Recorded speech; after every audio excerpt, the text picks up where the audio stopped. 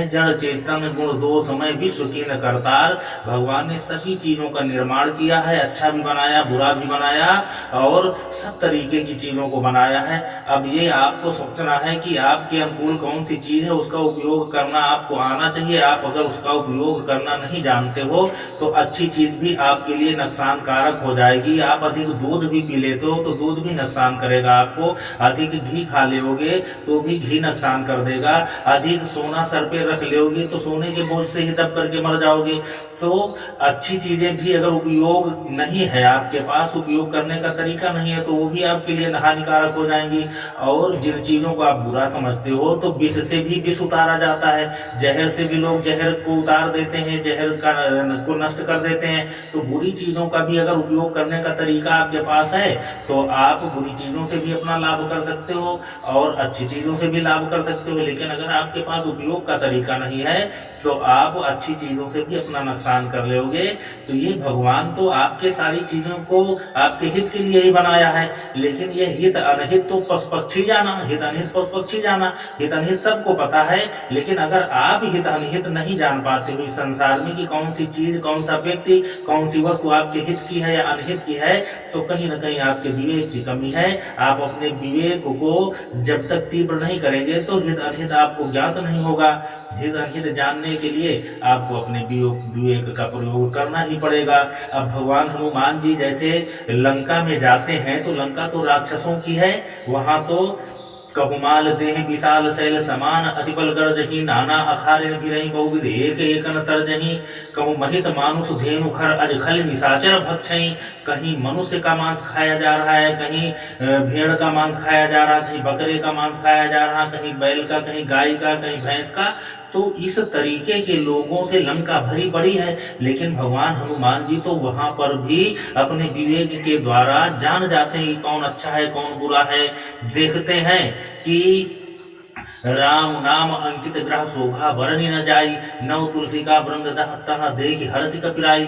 जैसे उन्होंने देखा कि घर के सामने, घर के दरवाजे पर राम नाम लिखा हुआ है, तुलसी का पेड़ लगा हुआ है, ऐसे सनातन परंपरा से सुसज्जित घर देख करके भगवान हनुमान जी को हर्ष का ठिकाना नहीं रहा। उन्हें लगा कि इस आसुरी साम्राज्य में भी कोई राम भक्त है, कोई है जो उनके इस काम में, राम काज में सहयोगी बन सकता है। और उसकी पहचान भी भगवान हनुमान अपने विवेक से कैसे करते हैं कि राम नाम तेहि सुमिरन कीना, हृदय हर्षि कपि सज्जन चीना। उनके मुख से, जो उस घर से निकलने वाले विभीषण हैं, उनके मुख से भी राम का नाम सुनाई देता है। भगवान जानते हनुमान जान जाते हैं कि ये राम के भक्त है, ये सज्जन है, हृदय हर्षि कपि सज्जन चीना। तो आपको अपने हित का, सज्जन व्यक्तियों की पहचान का तो आपके विवेक से ही ज्ञान हो जाएगा। अगर आप विवेक का प्रयोग नहीं करोगे तो रावण को भगवान हनुमान जी समझा रहे हैं कि राम चरण पंकज उर धरहु लंका अचल राज तुम करहु।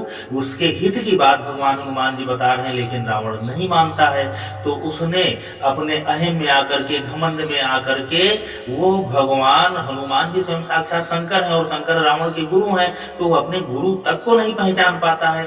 तो विवेक शून्यता पर आप अच्छी चीजों को भी नहीं जान पाएंगे। और अगर आपका विवेक तीव्र है तो आप अच्छी चीजों को जान जाएंगे। तो अपने विवेक को हनुमान जी के चरणों से लगा करके हनुमान जी से बल बुद्धि विद्या देव महि हरऊं क्लेश विकार, उनसे बुद्धि मांगो, बल मांगो भगवान हनुमान जी की शरण में जाकर के। तो आपको संसार का ज्ञान हो जाएगा, अपने पराये का ज्ञान हो जाएगा, अच्छी बुरी चीजों का ज्ञान हो जाएगा। आप अच्छी बुरी चीजों के निर्माता नहीं हो, आप उनके उपयोगकर्ता बन सकते हो। आप ये चीज गलत है, ये चीज अच्छी है, ये क्या है, ये क्या, ये सब चीजों से अपना माथा न खपाओ, उनको उपयोग करने का तरीका सीखो। अगर आपके पास विवेक होगा तो आप उनसे भी अपना हित ही कर लोगे। अगर आपके पास विवेक नहीं है तो आप अपने भाई को भी दुश्मन बना लोगे। रावण ने अपने भाई को दुश्मन बना लिया और उसको लात मार करके भगा दिया। और भगवान हनुमान जैसे अंगद, जामवंत इत्यादि जो जीव जंतु थे, बानर थे, रीछ थे, उनको भी भगवान राम ने अपना हितैषी बना लिया, अपना मित्र बना लिया। तो आपको उपयोग करने का तरीका आना चाहिए। भगवान राम तो पशु पक्षियों को भी अपना मित्र बना लेते हैं और रावण अपने भाई को भी शत्रु बना लेता है। बस आपको ये सोचना है कि आपके भीतर रावण वाला विवेक है कि भगवान राम वाला विवेक है, हनुमान वाला विवेक है। आज रावण की संस्कृति का प्रचार करने वालों की भी कमी नहीं है और ये आदिकाल से चला आ रहा है। कभी हिरण्यकश्यप के रूप में, कभी कंस के रूप में, कभी रावण के रूप में, आज भी तमाम रूपों में है। जब आप जरूरी नहीं है कि उनका नाम लिया जाए, लेकिन आप जानते हो कि भगवान राम का विरोध करने वाले कौन है, सनातन का विरोध करने वाले कौन है, हनुमान का विरोध कौन कर रहा है। ये सब रावणी संस्कृति के हैं, ये सब रावण वंश के हैं। तो आप जानते हो और इनका भी उपयोग करने का अगर आपके पास तरीका है तो लोग इनका भी उपयोग करें। उपयोग ही हो रहे हैं, लोगों के हाथों पे ये उपयोग ही हो रहे हैं और अपना ही सर्वनाश करते हैं। रावण ने अपना ही सर्वनाश किया, कंस ने अपना ही सर्वनाश किया और ये रावण जो आज तैयार हुए हैं ये भी अपना ही सर्वनाश करेंगे। और